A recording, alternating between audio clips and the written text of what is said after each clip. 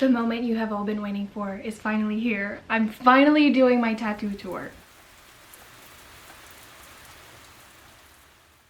Hello my little raindrops, welcome back or welcome home. My name is Desiree and I am so glad to have you here. So I think I've had people asking me to do a tattoo tour for well over a year now.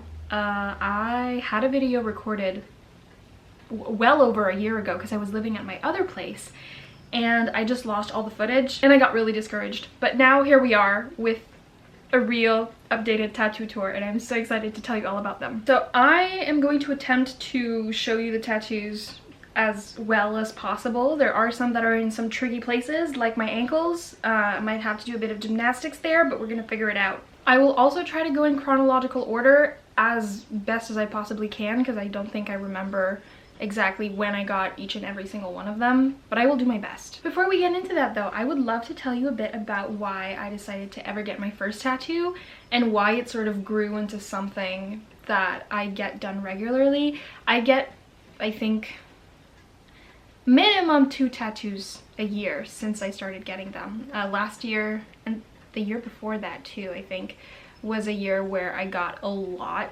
done. But we're just gonna dive a bit into my backstory of getting tattoos. So the very first one I ever got, I got with my mom and my sister. So that was sort of a thing in and of itself, but I'd also been struggling with anxiety very badly. So this was in the summer of, how old was I? I was about to turn 18, so I think that was the summer of 2020, approximately. We're gonna say summer of 2020, which would make sense because it was before we started wearing masks. So summer of 2020. I started dealing with bad anxiety around April, May of 2020, sort of when things started happening, lockdown, the anxiety of not going back to school and of going to university in a global pandemic, yada yada yada. I know I'm not the only one who struggled with this. I think 90% of our population did, but I wanted to get something that would be a sort of comforting thing to see on my body to remind myself that I am okay, that I will be okay.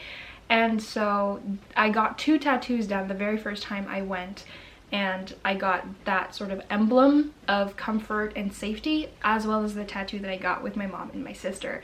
And the next tattoo I got, I think, was a few months later. I think those first tattoos, I might have gotten them like in May or June of 2020. And then the next ones I got, I also got 2, were probably like in July, August of the same year. And that sort of just, like, that just started it. I have no better way of describing it other than it becomes a hobby. Like, actually getting tattoos became something that I love so much. I just love decorating my body with art, and I love getting art from a bunch of different people. And I actually have an appointment with an artist straight from South Korea who's in Halifax in July, and I'm gonna be getting a beautiful piece going like at the top of my shoulder and down my arm. I'm so excited because their art style is very much like fine line ornaments. I know there's some discussions about fine line tattoos. I'm no professional. I do have a fine line tattoo that I got in Toronto last year and it's healed very well. It still looks fine, you know, like it looks great. So I don't have anything against them, at least not now. But this artist also makes like bigger scale pieces in, like, they're not super fine line, they're like just crossing the border, if that makes any sense. Anyways, so it just became something I genuinely loved so much, and it's a fun experience. What else can I tell you? I know like some people are very scared about the pain. I was too in the first place. Like I didn't know what to expect. Thankfully, my mom has gotten tattoos before. She was able to give me a pretty accurate description. So I guess what it feels like is if you have a nail brush, you know, like those little brushes that you can use to brush your nails, or if you have a like a dry brush, dry brushing, start rubbing it in one place and do back and forth in that one place. The sort of burning sensation and the little prickles, that's kind of what getting a tattoo feels like, except it's very much more targeted in one space because it's that needle that's poking, so it's not everywhere, but it's very, the scratching sensation is in one place repeatedly, add some buzzing, and then you feel a little burn around the area. I'm describing it and making it sound way worse than it actually is, so please don't get too terrified by it. But anyways, I will also try to give you some ranks on like on a scale of 1 to 10 how painful each area was. But without further ado, let's hop into it, because I think I have 22 tattoos to go over. We're gonna have a counter and we will see. So the very first tattoos I ever got, I was 17, about to turn 18. It was, as I mentioned, probably around May of 2020. So I got this rune, and this is the tattoo that I got that matches with my mom and my sister. My mom got it in the same place, and my sister got it on the inside of her finger. I'm a little embarrassed to say that I can never remember if it's a Greek or Viking rune. It's one or the other, but either way, it means where there's a will, there's a way. And so this was also something that corresponded a lot with my, I guess, mentality of trying to live with anxiety. You know, where there's a will, there's a way. If you really want to do something, you will figure it out. You will find a way to do it. So that is that. This pain scale, I'd say like a 2 out of 10. Like, it really did not hurt. Plus, it's tiny. So it went very quickly. And then the next one I got done, actually, I think I got this one done first and then this one, like in the same appointment. But this is a little cloud. There we go. Yeah, so this is a little cloud. I did get it done by an apprentice, so the line work is just the tiniest bit like splotchy towards the left bottom corner, but I love it very, very much, and it's very important to me because it was a trick that my boyfriend gave me when I was feeling very anxious. And back then, we hadn't even been dating for a year. So I did take some time in making this decision, because getting a tattoo that is attached to someone who's not a constant in your life can be a tricky decision. But the trick he gave me was just like, see yourself on a cloud. You're on a little cloud. You're fine. You're away from all your problems. You're just floating up in the air. Nothing can touch you. And so that trick helped a lot, and I was able to just keep it as my own. And so knowing that, I went ahead and got the tattoo. But here we are, 4 years later. I am still with the same man. He still uses the same trick sometimes when I'm feeling a little jittery, and this tattoo is one of my favorites. It means a lot to me, and I am very much emotionally attached to it. Pain scale for this one, since it does hit the bone, and so you feel the vibrations, I'd say it was probably like a 6 out of 10. Now keep in mind, I do have a very high pain tolerance. I have been told by my tattoo artists that I have a high pain tolerance. So keep that in mind. What I say might be a 6 out of 10, might be a 9 out of 10 for you, or it might be a 1 out of 10 if you're more endurant to pain than me. So I'm just telling you based on my personal experience, that was probably like a 6 or 7 out of 10. But it was also very quick because it's small. So it wasn't too bad. So fast forward a few months, like I said, probably July, August is when I got 2 very important pieces. The first one being this piece on the inside of my forearm.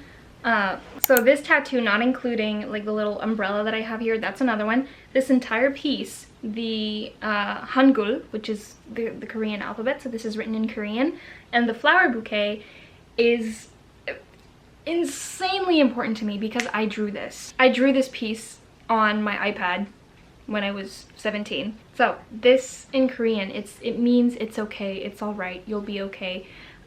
I always feel a little anxious to speak in Korean whenever I'm recording myself, so my pronunciation might sound odd, but it's basically 괜찮아, which, like I said, means it's okay, it's all right, you're gonna be all right. And I started learning Korean in my early stages of my 17 year because I'd started getting more into K-dramas and K-pop and all of that. Actually, no, that's not true. I think I was 15, so a few years prior. And at the point where I started getting bad anxiety, I wouldn't talk to myself in my head in French, not even in English, but I would use Korean words that I'd learned because I'm not fluent.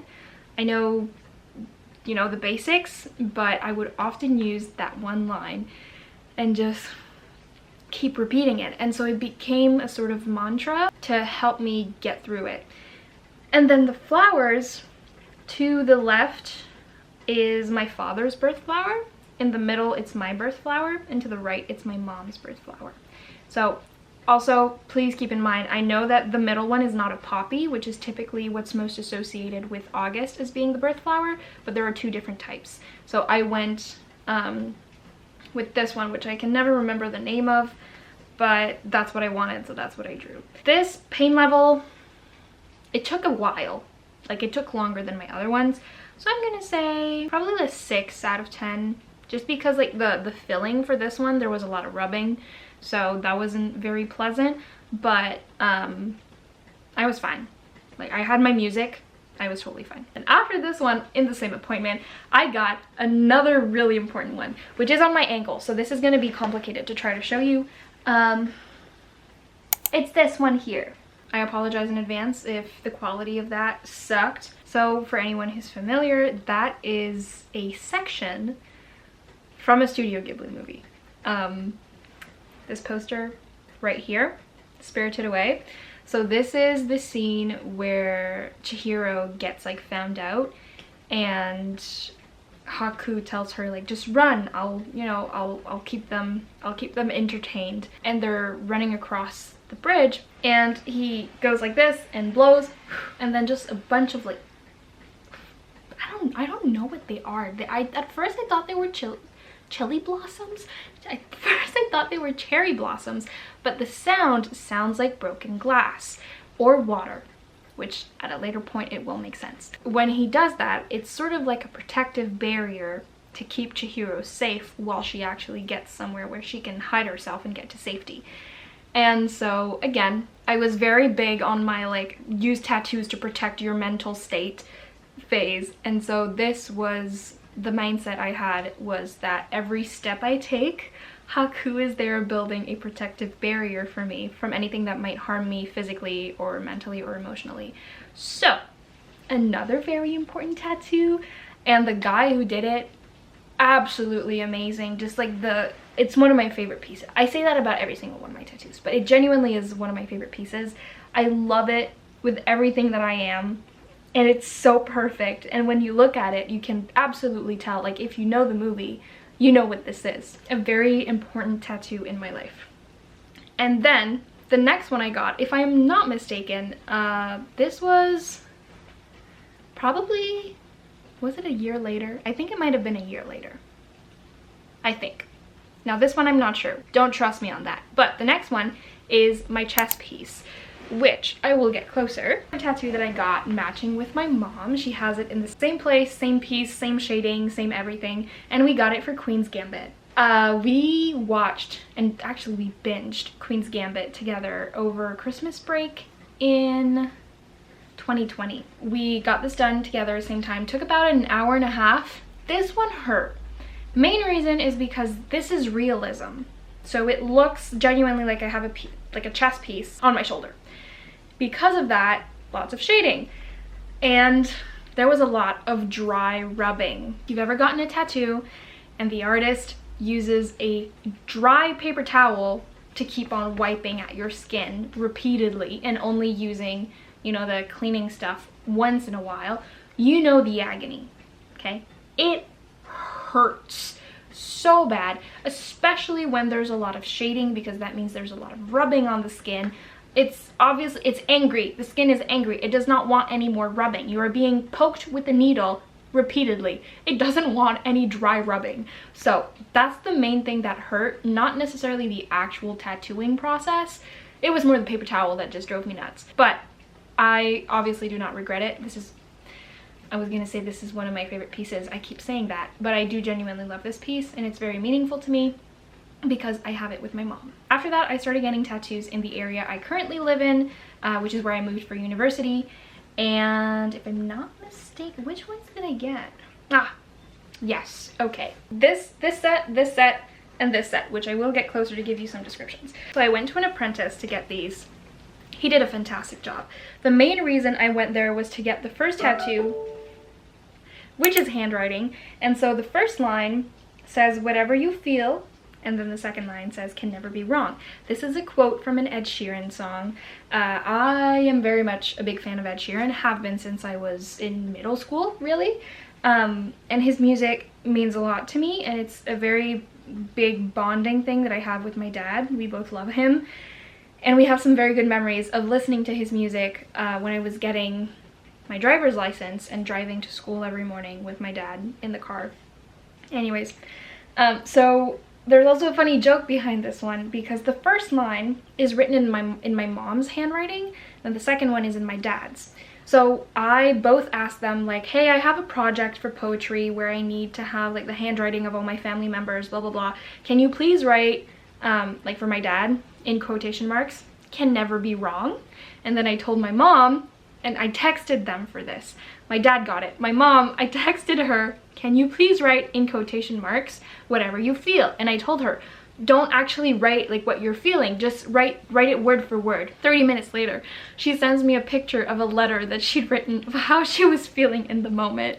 And it's such a heartwarming memory, and it's something that I all share like with my siblings and with both of my parents.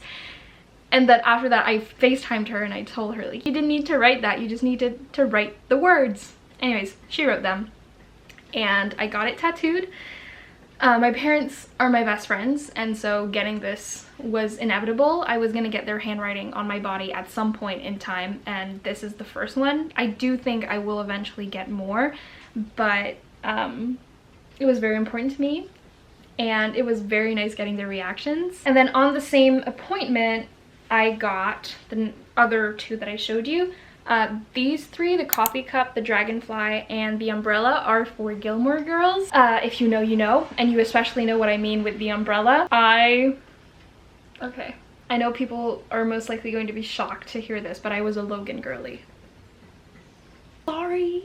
Look, I loved Jess, I loved the bad boy, but I was a Logan girly. I still think to this day I am.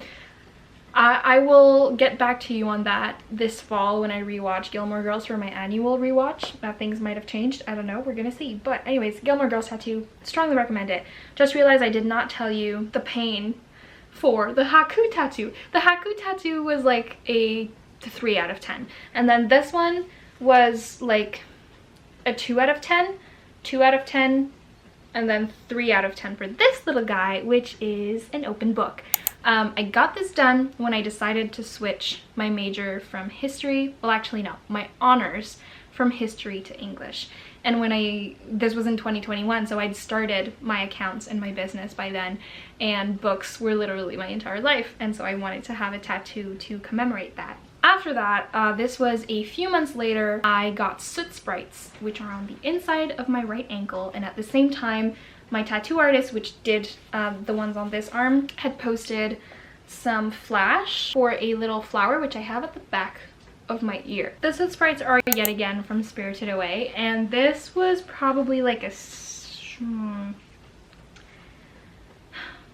the entire tattoo as a whole, I'm gonna say a 7 out of 10, but then the shading, since the soot sprites are filled in, I'm gonna say that was probably like an 8 out of 10, because that wasn't pleasant.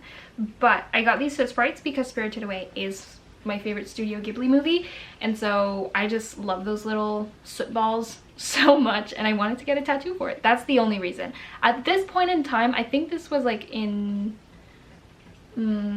late fall of 2021. This is when I started realizing that I can just get tattoos and not have a meaning behind it. Like, it's okay, it's fine. Not every single one of your tattoos need to have a meaning. If it's something you just want to add on your body because you like it, it's okay. It's totally okay. So I got this one, and then, oh, I forgot I have glasses on my head. And I don't know how well you can see this. We are going to assume that you saw that okay. But that is a little itty bitty daisy with one petal that is like plucked out. And I just got it because I liked it. At that time, I'd always wanted to have a tattoo behind my ear, specifically a flower. And daisies are some of my favorite flowers, and they're also one of my mom's favorite flowers. And my grandmother also really liked them. So it was just a little little meaningful whirlwind thing that I wanted to get. And so Pain for that one, I'm gonna say like a 0.5 out of 10. The only thing that's not that pleasant is like having the buzzing so close to your ear, but this area does not hurt. You do not feel anything. At least I didn't. Again, remember, this is my personal experience, so don't take every word I say too seriously, but for me it wasn't painful. After that, I returned to see the same guy, and I got my Eiffel Tower, and then I got my little dandelion. And then, again, I'm not sure how well you're gonna see this. Can you see the butterflies? You probably can. I also got those 2 butterflies at, like on my back at the bottom of my neck. So, the Eiffel Tower, this was probably like a 3 out of 10 in Pain. I got the Eiffel Tower because my mom and I went to Paris back in 2018. It was the first time I was traveling out of Canada, and it was the first time I was ever taking the plane. So spectacular experience, and I have very, very fond memories of that trip. And so when I chose to get the Eiffel Tower, it was very much because there was a deeper meaning behind it. So that's why I got that one. And then the little dandelion, I feel like you probably already know what it is because I've talked about it in the past. But this is for Archer's Voice by Mia Sheridan. This was my very first bookish tattoo, and Pain, like, I don't know, 2 out of 10, something like that. So on the book cover of Archer's Voice, there is a dandelion that's like, you know, being blown in the wind. That's because there's a scene in the book where Bree, the FMC, and Archer, the MMC, they meet for the first time. And there is something that happens with dandelions. That's because Bree had made a wish on a dandelion before going to the grocery store, and then she gets to the grocery store and she meets with Archer, and he's not talking and he looks rude, but when he leaves there's a gust of wind and the wind starts blowing the dandelion things towards him. And I'm not going to tell you what Bree exactly wished when she blew on that dandelion, but that is, you know, that's that. And so when I got this, I wanted the dandelion sprigs to be blowing towards myself because of what Bree wished for, what the meaning behind that is. I wanted it to be me. I didn't want it to be someone else. I wanted it to be me because I can do that for myself. So if you haven't read the book, then you're gonna need to read it to understand what I mean by it's me. If you have read the book though, then you probably know what I mean. Okay, where are we at now? So that was the last tattoo I got by The Apprentice. The main reason behind that, not because he wasn't good, he was great, and he is still great, but it's just because his art style sort of started drifting away from what I personally wanted.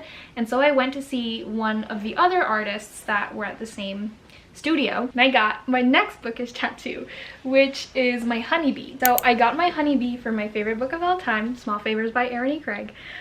This was done, like I said, by another artist who was at the same studio, and she really specializes in like insects, so she was really perfect for this.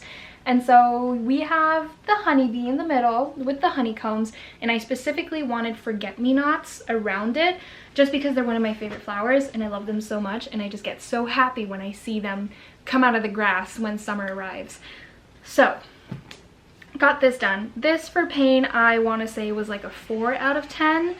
There was a lot of shading, but it was very light shading, so she wasn't too heavy like on the pressure or going over it multiple times.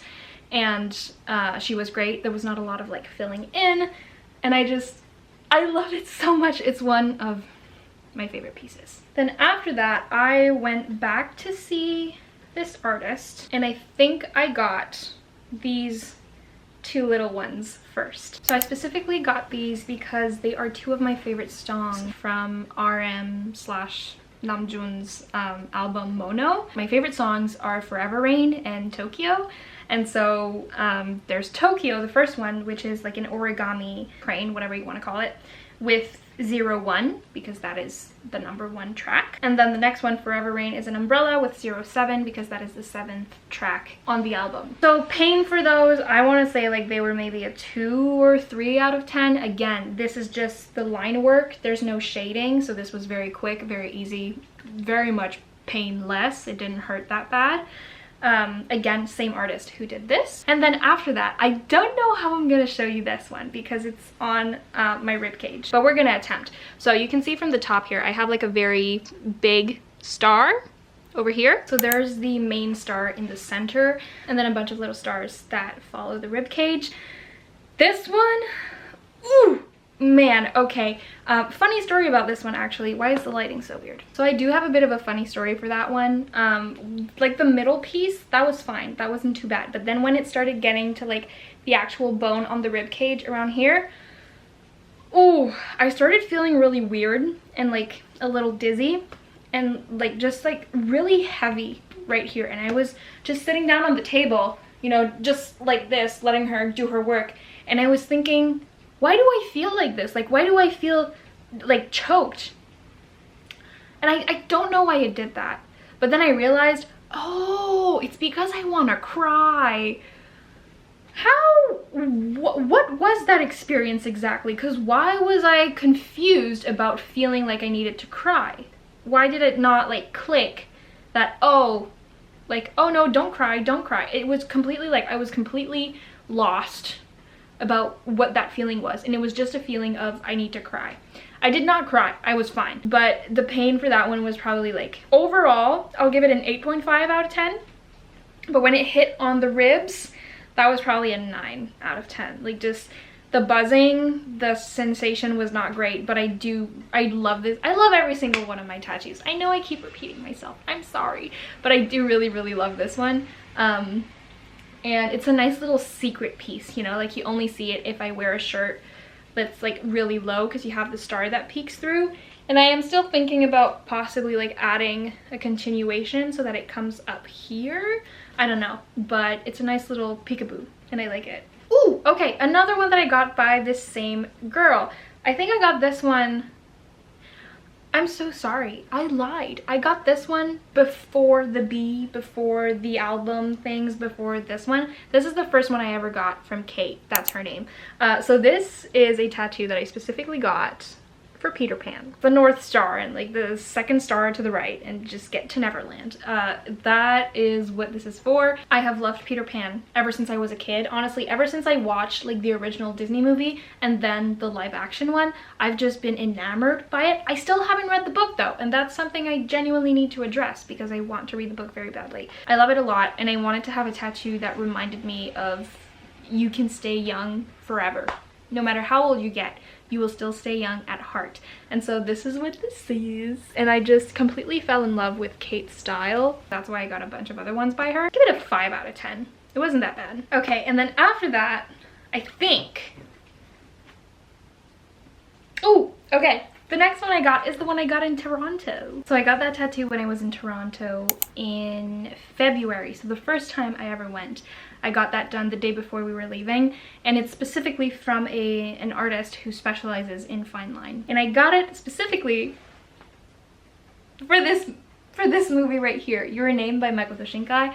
I love that movie with my entire heart. I can't even tell you just how much I love it. I did a whole independent study on it, spending my entire summer analyzing the movie second by second, okay?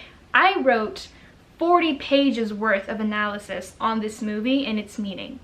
So I'm kind of obsessed with it. It's part of my personality. So I got the tattoo specifically for the scene where Mitsuha takes her red ribbon out of her hair and throws it to Taki, and then you see the ribbon sort of circling around their hands, symbolizing this red string of faith and how they are fated to be. They're soulmates. And I love that scene so much. I love the meaning of it. I love the myth of the red string of fate. It's something I'm obsessed with, have been for a very long time. And so I wanted something to commemorate that passion for the myth itself, its origins, what it means, but also the movie. So that was when I got Pain, like 3 out of 10. So that was in 2023. That was last year when I went to Toronto. And then in August, I got my green vine from another artist who works at the same studio as Kate, and the guy who did these is called Aaron. So same studio as Kate and Aaron, but she, Ashley, was coming from Vancouver and is now based at this studio. This is another one for small favors. I know I'm obsessed, and I'm sorry if you're getting annoyed of me fangirling over this book, but I can't help myself. So, in the book, Whitaker, who is the MMC, he has green circlets on his arm. He doesn't have a green vine, he has circlets. For some reason, the first time I read that book back in 2022, I was absolutely convinced it was a green vine going around his arm. And then I read it for the second time and I was like, oh, there's circlets. That was after I'd gotten the tattoo, by the way. But regardless, the first time I read this book, what I saw in my mind was a green vine going around his arm and sort of suffocating him. I got a bit dark, I'm sorry. Anyways, I asked Ashley, because she's very good with vines and nature and cute. Oh, she's so good, I love her so much. So I asked her, could you do one of these vines going around my forearm, but in green ink? This is one of the best decisions I have ever made, okay? Do you see how stunning that is? Like, it's absolutely fantabulous. And it's just takes my breath away every single time I look at it. So pain level for this one, I'm gonna say like probably a, it's not focused. I'm probably gonna say like a 5.5 out of 10, just because I had to move my arm around a lot and it wasn't very comfortable, but the actual pain of the needle wasn't that terrible. I had a blast. Ashley was great. She's such a sweet person. So that was last summer. And then a few months ago in May, I treated myself to another tattoo from Ashley as a graduation present. And that is my strawberry jam jar. So this is the most recent one I got. I was never planning like myself to get this tattoo. The reason why I got it is because like this was a piece that Ashley designed and posted it on her story. And she said, these are available, claim them if you're interested. And I was in Ottawa at the time for my Noah Kahn concert, and when we got in Ottawa, I was just like, I was in my finals 2 days, like not even a week. I had 2 days left for my final assignments, and I landed in Ottawa, stayed at the airport until we could get to our Airbnb, and literally like speed edited an essay that was stressing me the hell out. Anyways, I was not feeling great the time that we were in Ottawa, because I was approaching my menstrual phase. So I was in luteal towards the end of it. I was not having a grand time regardless of where I was. So there was that. The plane had been sort of like, you know, the air had sucked. It was a really small plane. Anyways, I wasn't feeling great. So I was resting in bed and I was scrolling on my phone, as one does. Trying to work on that though. Seems to be working. Anyways, I got on Ashley's story and I saw this piece and I just instantly, what came to mind was my grandmother, which I feel like a lot of us can probably resonate with that. We just associate jams with our grandmothers, at least that's what I do. But my grandmother had a very special strawberry syrup type thing. It wasn't even a jam, it was very liquidy, but that was what she used to make her strawberry shortcakes. And that is just one thing, like if I think about it, if I see it, it just screams grams. Like that's my grandmother. So when I saw it, it just felt like, okay, this tattoo is for me. So I sent her a message and she said someone else actually messaged me about it. I'm gonna see if they want to book it or not, and then I'll get back to you.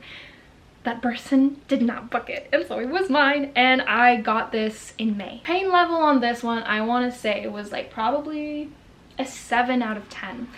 It took 3 hours, so it took a while because it's definitely bigger. There's some shading, there's a lot of detail in it. So, you know, like there's the flowers, there's the strawberries, there's the freaking butterfly.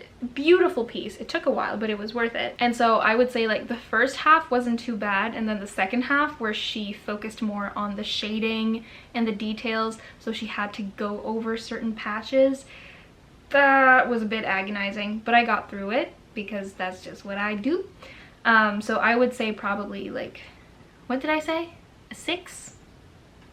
7? 6.5. I'm gonna aim with 6. I'm gonna go with 6.5. That wraps up all my tattoos. Thank you so much for being so interested in my tattoos. As someone who has them, it's very nice to talk about them just because they are very meaningful. Even those that don't necessarily have a meaning, they're still important because I have the memory of getting them done.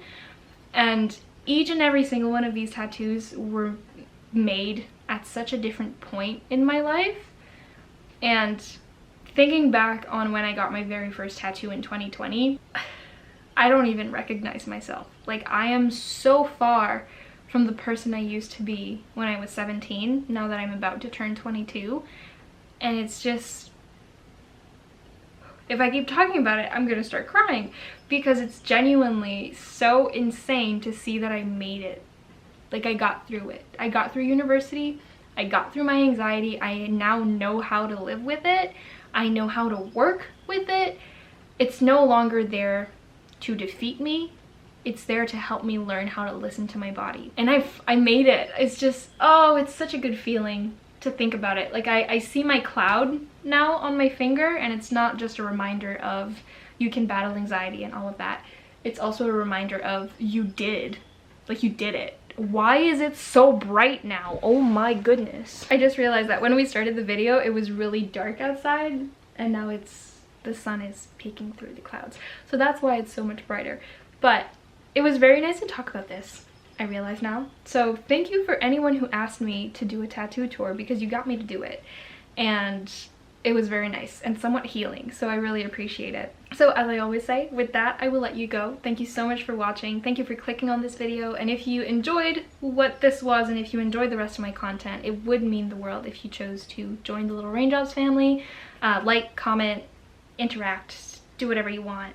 But I just love having this little family backing me up and knowing that I can provide some sort of comfort to you, whether that be on here, Instagram, TikTok, wherever. It does genuinely mean a lot to me that I have these platforms to just put out some fun content and talk about books and life and tattoos and school and work and just all of the above. So thank you for giving me that, because it genuinely is because of you that I am here, that I have these accounts. Again, I hope you enjoyed it, and with that, I will see you in the next one.